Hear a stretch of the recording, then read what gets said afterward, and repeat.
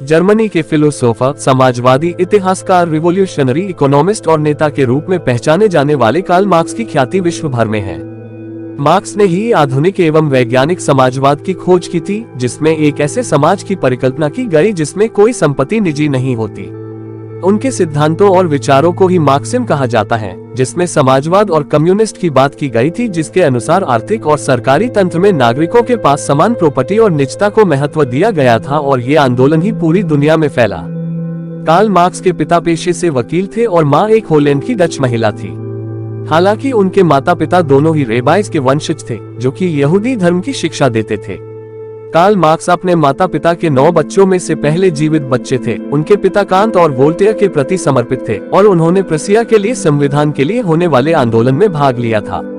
Karl के जन्म से 1 वर्ष पूर्व उनके पिता ने एवेंजेलिकल एस्टैब्लिशमेंट चर्च में ईसाई धर्म ग्रहण किया था। उन्हें किसी कैथोलिक नहीं बल्कि ल्यूथेरन ने बैप्टाइज किया था, इसलिए कहा जा सकता है कि उन्होंने ल्यूथेरनिज्म अपना लिया। कार्ल की मां ने उनके पिता की मृत्यु तक धर्म परिवर्तन नहीं किया था। 1848 में यूरोप के फ्रांस, इटली और ऑस्ट्रिया में क्रांति हुई। मार्क्स को बेल्जियम सरकार द्वारा निष्कासित करने पर पेरिस की प्रोविजनल सरकार के सदस्य ने आमंत्रित किया। जैसे ही ऑस्ट्रिया और जर्मनी में क्रांति शुरू हुई, मार्क्स राइनलैंड लौट गए। कोलोग्ने में मार्क्स ने वर्किंग क्लास और डेमोक्रेटिक बोर्जियोसी के मध्य गठबंधन की नीति को पसंद किया, जिसके कारण फ्रैंकफर्ट असेंबली में मजदूर संघ के उम्मीदवार के नामांकन का विरोध किया। उन्होंने एंगल्स के इस फैसले का समर्थन किया कि कम्युनिस्ट के मैनिफेस्टो को नष्ट कर दिया जाए और कम्युनिस्ट लीग को भंग कर दिया जाए। मार्क्स ने जून 1849 में शुरू हुए न्यूज़पेपर न्यू रेंचीज़ित्युन के पन्नों में अपनी नीति समझाई भी थी, जिसमें नए संविधान की मांग और रशिया से युद्ध की मांग की थी। अगस्त 1848 में पहली राइनलैंड डेमोक्रेटिक कांग्रेस भी आयोजित की। लंदन में मार्क्स ने जर्मन वर्कर्स एजुकेशनल सोसाइटी की मदद की और वहां उन्होंने कम्युनिस्ट लीग का हेडक्वार्टर भी शुरू किया।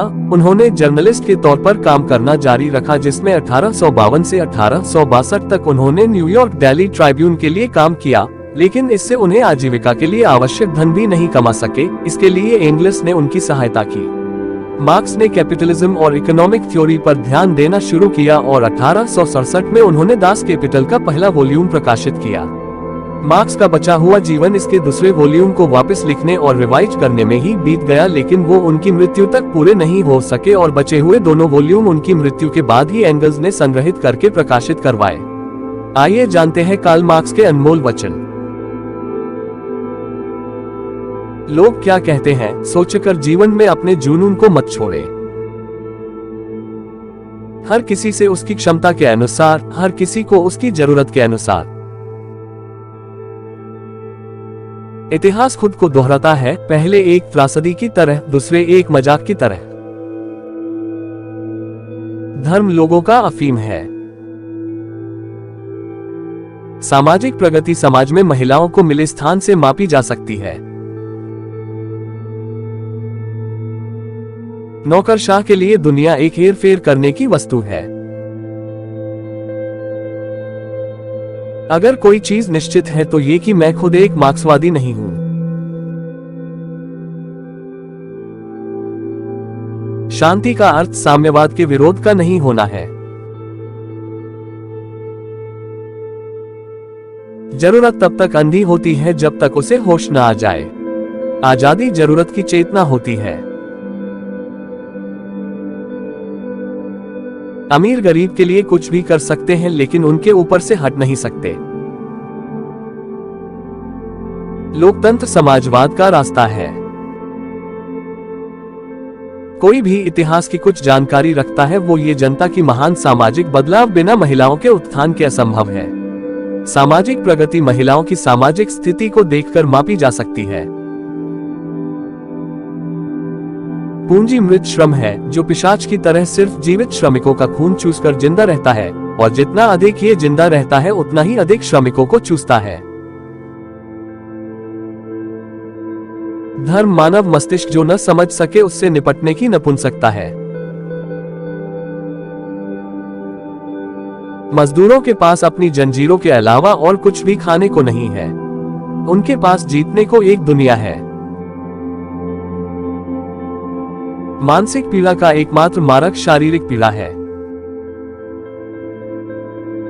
अमीर गरीब के लिए कुछ भी कर सकते हैं लेकिन उनके ऊपर से हट नहीं सकते। अनुभव सबसे खुशहाल लोगों की प्रशंसा करता है, वे जिन्होंने सबसे अधिक लोगों को खुश किया। बिना किसी शक के मशीनों ने समृद्ध आलसियों की संख्या बहुत अधिक बढ़ा दी है। ये बिल्कुल असंभव है कि प्रकृति के नियमों से ऊपर उठा जाए। जो ऐतिहासिक परिस्थितियों में बदल सकता है वह महज वो रूप है जिसमें ये नियम खुद को क्रियान्वित करते हैं। समाज व्यक्तियों से नहीं बना होता है बल्कि खुद को अंतर संबंधों के योग के रूप में दर्शाता है, वो संबंध जिनके बीच में व्यक्ति खड़ा होता है।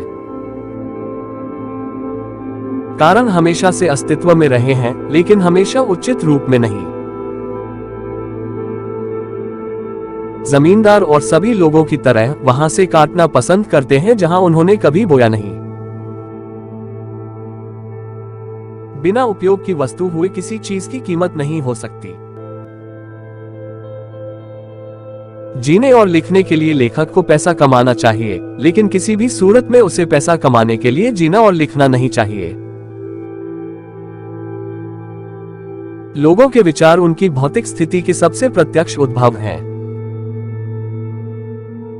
जितना अधिक श्रम का विभाजन और मशीनरी का उपयोग बढ़ता है, उतना ही श्रमिकों के बीच प्रतिस्पर्धा बढ़ती है और उतना ही उनका वेतन कम होता जाता है।